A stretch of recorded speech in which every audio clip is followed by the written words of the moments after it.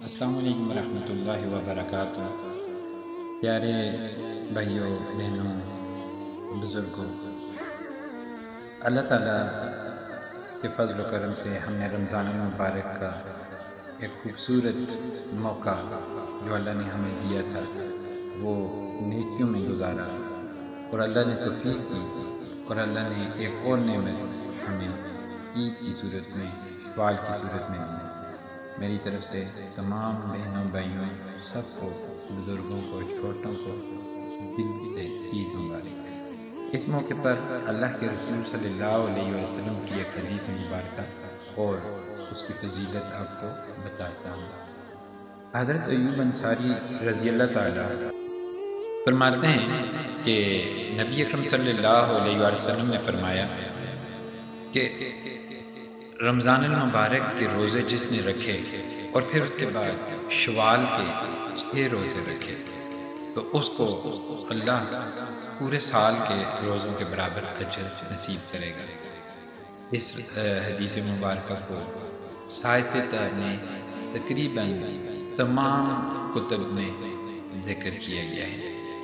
بخاری شریف کے علاوہ مسلم، ترمذی، نسائی شریف اور دیگر کتب میں اس کی روایات موجود ہیں۔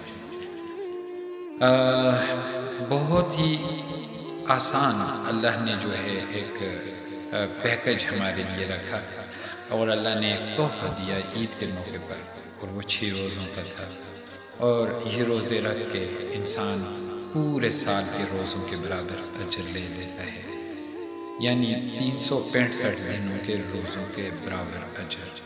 اور اسی کو اس طرح بھی آتا ہے کہ پوری زندگی کے روزوں کے برابر بھی اجر بندہ پا سکتا ہے، کیونکہ یہ روزے اگر وہ مسلسل رکھتا ہے، ہر سال رمضان کے بعد رکھتا ہے، تو وہ مسلسل کی وجہ سے پوری زندگی کے روزوں کا اجر پا سکتا ہے۔ میرے پیارے بھائیوں بہنوں، اس کا طریقہ کار انہی روزوں کی طرح ہے، لیکن یہ مسلسل نہیں ہے۔